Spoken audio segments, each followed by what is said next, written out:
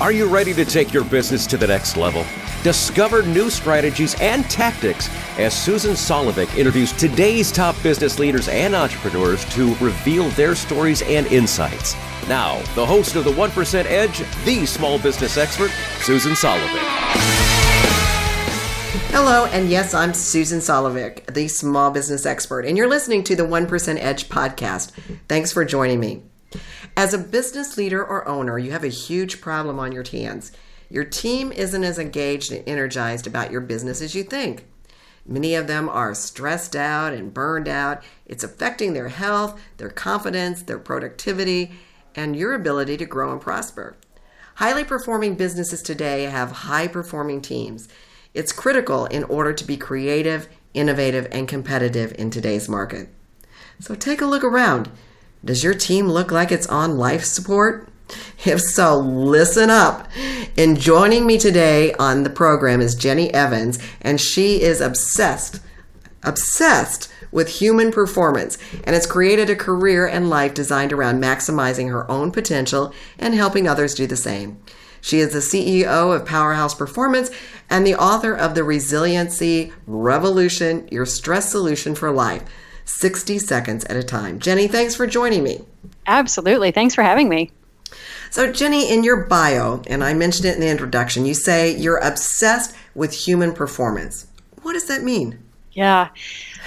I personally believe that we are all given a set of talents and gifts, and that it is our responsibility and our duty to try to fully develop those as much as we possibly can and to put those out into the universe. And so that has really inspired me to really have a growth mindset of continuous improvement of how can I keep improving myself professionally, personally, emotionally, so that I can be the best possible version of myself, and also know that tomorrow it's possible based on what I did today, what challenges I faced, what I learned, that I can be even better. Because I think just the sense of fulfillment that we get when we get to put our passions and talents and skills out to the world is what it's all about. And so it absolutely lights me up. And like I said, I love helping other people do the same.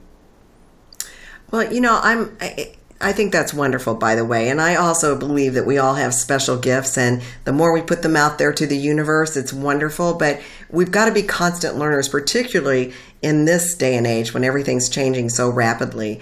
And I'm curious, though, on your thoughts about managing stress, because, let's face it, stress is a reality of day-to-day life, isn't it? Yeah. It's not going to go away, but you say that you can manage it.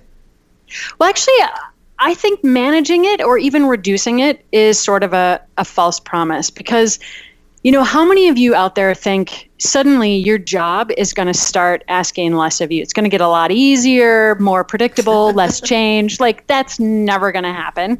And in your personal life, the people that you care about, they're never going to start asking less of you either. So stress reduction, totally not possible. So my approach is that leaves you with one other option, and that's to build your resiliency to stress. And how I define that is there's a physiological way to train your body and your brain to recover from stress more quickly and more efficiently so that you're back on your feet and you're ready for that next stressful event that is guaranteed to be coming your way.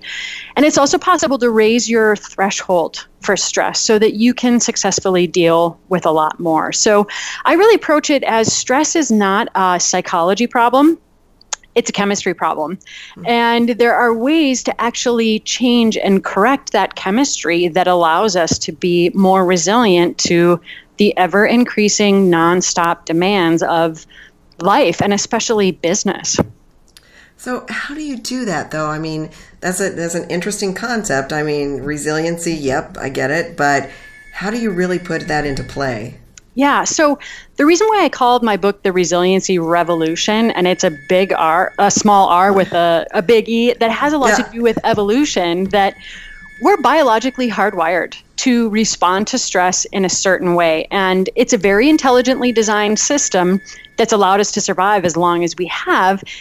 And very little of that has changed since our primitive ancestors. We are literally like cavemen that are transported through to the 21st century, where we're now living and working in environments that are in complete opposition to how we're designed to function best. And so, for instance, when the stress response is triggered, your body pumps out cortisol. And cortisol does a lot of really good things if we actually do the fighting or the fleeing that happens when we're stressed out. But in today's day and age, we're stuck in a stressful meeting in a boardroom where you can't get up and punch somebody in the face, or, take off running in the room. You're stuck in rush hour traffic. And so, these stress hormones just continue to circulate throughout the body.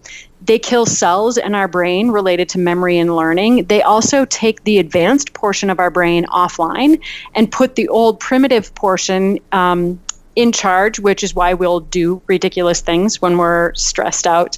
It leads to insomnia, the foods that we eat and what amounts that we eat. So when we really understand, okay, this is about chemistry and hormones, there's way to specifically move our bodies that mimic the fight or flight response, that actually flush out those stress hormones. And then your body produces things like endorphins and endocannabinoids and dopamine that completely negate all those negative side effects of stress and actually leave the body in a stronger state. So it just comes down to using our beautifully designed systems physiologically as well as psychologically.